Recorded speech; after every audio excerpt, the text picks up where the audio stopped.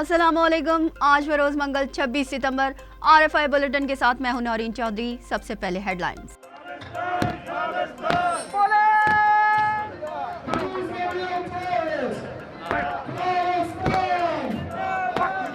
Who murdered by Avtar Singh Khanda? India. What do we want? Palestine. What do we want?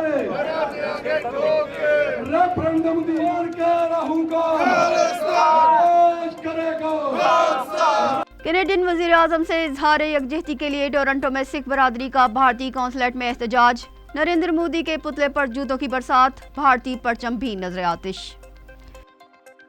Canada میں Khalistan movement کے رہنما کا قتل تشویشناک ہے. جسٹن ٹروڈو کے الزامات. تحقیقات میں بھارت کو تعاون کرنا چاہیے. خالصتان تحریک کے رہنما کے قتل میں 6 افراد ملوث ہیں. امریکی ترجمان کا انکشاف.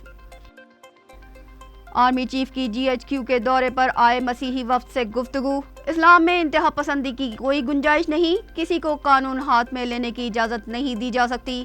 ترکیہ میں پاکستان نیوی کے پہلے ملزم جہاز PNS بابر کی کمیشننگ تقریب کا انعقاد. قرآن پاک کی بے حرمتی ناقابل برداشت ہے. ہالینڈ کی حکومت ذمہ داروں کو سزا دے. پاکستانی دفتر خارجہ کا مقدس کتاب کی بے حرمتی پر شدید احتجاج. حج کا دورانیہ مختصر کرنے پر کام کر رہے ہیں. حج آپریٹرز کی تعداد بھی کم کی جا رہی ہے. وفاقی وزیر مذہبی امور انیق احمد کا اعلان. ڈالر کی قیمت میں کمی کا رجحان برقرار. روپے کی قدر بہتر ہونے سے عوام کو پیٹرولیم مصنوعات کی قیمت میں کمی کی امید. عوام ڈالر مافیا کے خلاف کریک ڈاؤن کے بھی منتظر. تمام جماعتوں کو انتخابات میں حصہ لینے کی اجازت ہوگی. شفاف الیکشن کرانا ذمہ داری ہے. کسی جماعت پر پابندی کا فیصلہ ہمارا نہیں. تمام فیصلے ملک میں آئین و قانون کے تحت ہوں گے. نگراں وزیر اعظم کا برطانوی ٹی وی کو انٹرویو. سعودی عرب کا جوہری پروگرام کو IAEA کی نگرانی میں دینے پر غور. ایٹامک انرجی ایجنسی کانفرنس میں سعودی وزیر توانائی کا اعلان. کئی دنوں کی کشمکش اور غیر معمولی تاخیر کے بعد بالآخر بھارتی حکومت نے پاکستان کرکٹ ٹیم کو ویزے جاری کر دیے. قومی ٹیم آج بھارت کے لیے اڑان بھرے گی. ہیڈ لائنز آپ نے ملاحظہ کی. چلتے ہیں خبروں کی تفصیلات کی جانب.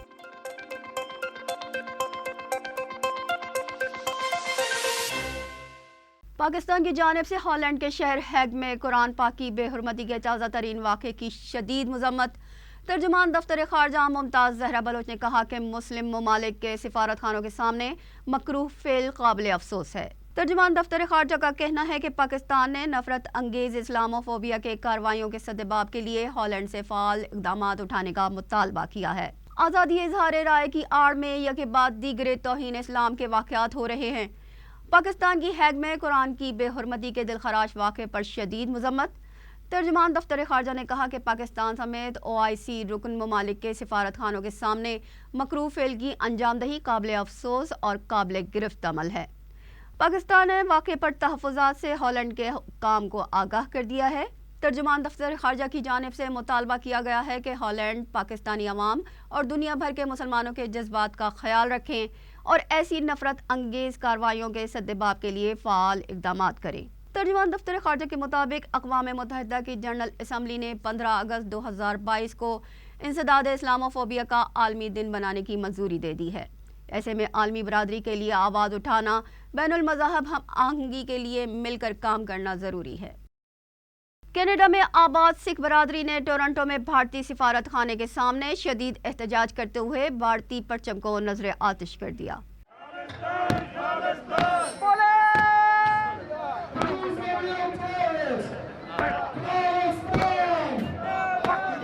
Who murdered by Avtar Singh Khanda?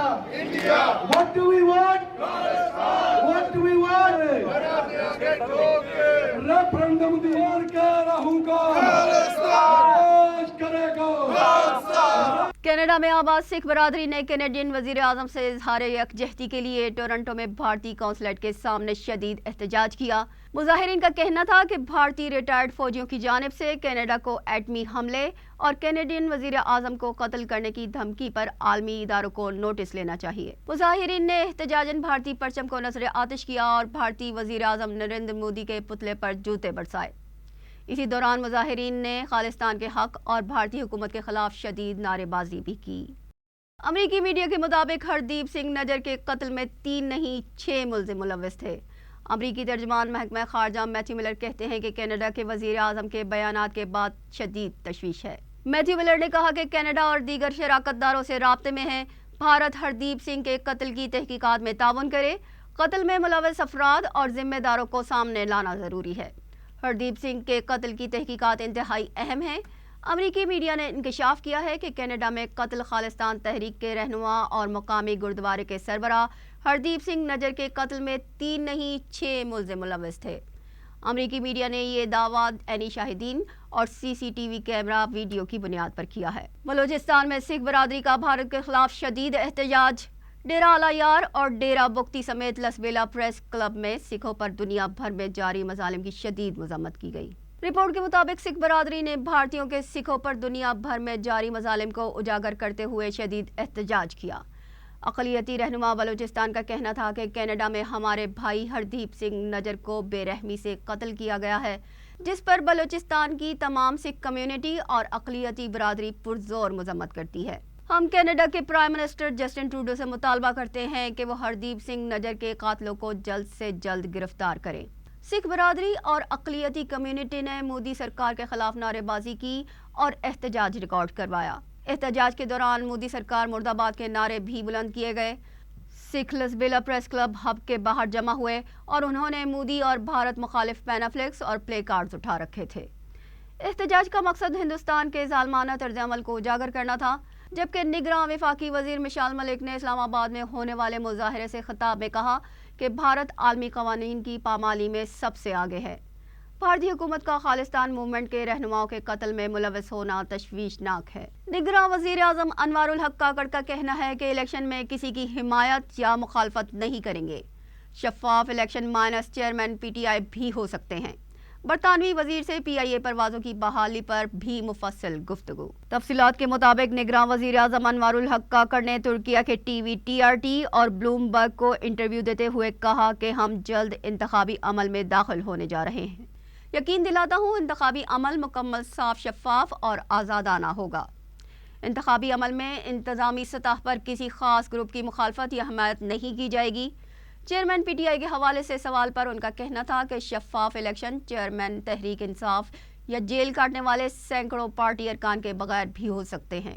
انہوں نے کہا کہ جیل کاٹنے والے PTI ارکان توڑ پھوڑ، جلاؤ گھیراؤ کی غیر قانونی سرگرمیوں میں ملوث تھے۔ PTI میں شامل ہزاروں افراد جو غیر قانونی سرگرمیوں میں ملوث نہیں تھے وہ الیکشن میں حصہ لے سکیں گے۔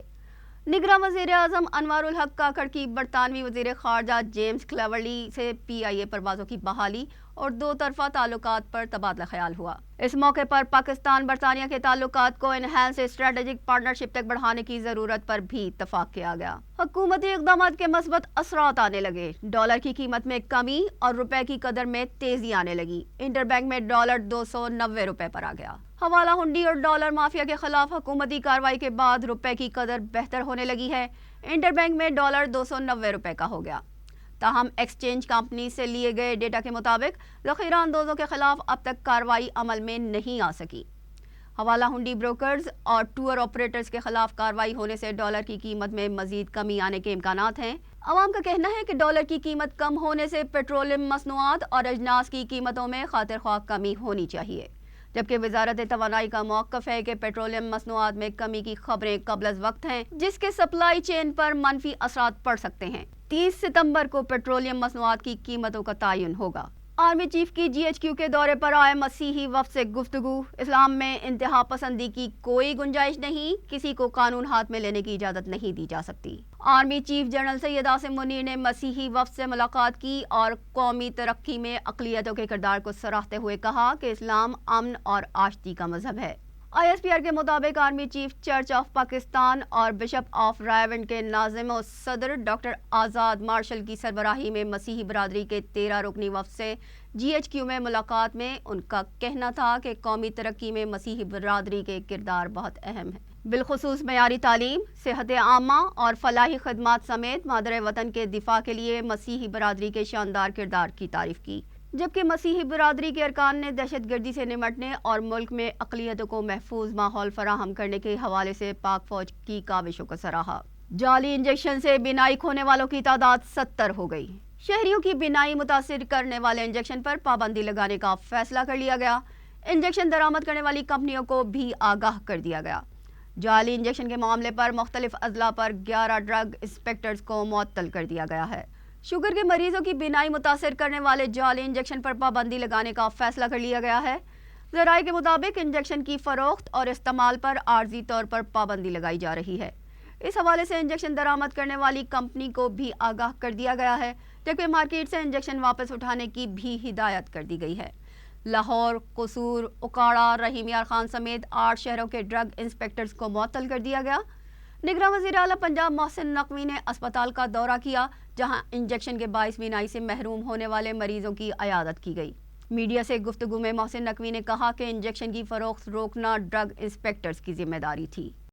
खैबर के इलाके तीरा में सिक्योरिटी फोर्सेस के ऑपरेशन में 3 दहशतगर्द मारे गए। ISPR के मुताबिक दहशतगर्दों की मौजूदगी की इत्तला पर जिला खैबर के इलाके तीरा में ऑपरेशन किया गया।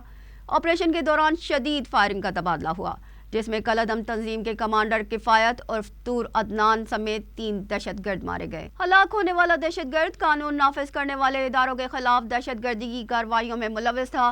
वो मुतादिद शहरियों को भी हलाक कर चुका था। ISPR के मुताबिक सिक्योरिटी फोर्सेज मुल्क से दहशतगर्दी के खात्मे के लिए पुरअज़्म हैं। वज़ीर मजहबी उमूर ने पाकिस्तानी हुज्जाज के लिए मुख्तसर दौरानिये का हज मुतारिफ कराने का ऐलान कर दिया। अनीक अहमद का कहना है कि 18 से 20 रोज़ के अंदर हज से वापसी मुमकिन हो सकेगी।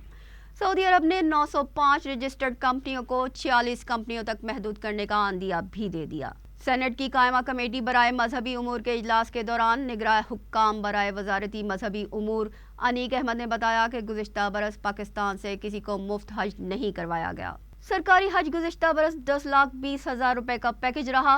हाजियों से वसूल की गई इजाफी रकम वापस कर दी गई है। वज़ीर मजहबी उमूर अनीक अहमद ने कहा कि सऊदी हुकूमत हुज्जाज की तादाद 1 करोड़ तक लाने का प्लान रखती है। हमें सरकारी तौर पर रिहाइश गाहें देने की भी पेशकश की गई है। सऊदी हुकूमत ने कराची को अगले हज में गो टू मक्का मंसूबे में शामिल करने का फैसला कर लिया। 2024 में 18 से 20 दिन के हज का पैकेज भी दिया जाएगा। जबकि चेयरमैन हज tour operative association Jamal Khan तुर्कई ने कमेटी को ब्रीफिंग में बताया कि हम 905 रजिस्टर्ड कंपनियां हैं। सऊदी हुकूमत ने अब उन्हें सिर्फ 46 कंपनियों में तब्दील करने का कहा है। हमारे कारोबार से लाखों अफराद मुंसलिक हैं। 46 कंपनियां कैसे निज़ाम चला सकती हैं? ऐसा करने से इजारादारी कायम हो जाएगी। यहाँ वक्त हुआ है ब्रेक का। ब्रेक के बाद दोबारा हाजिर होते हैं।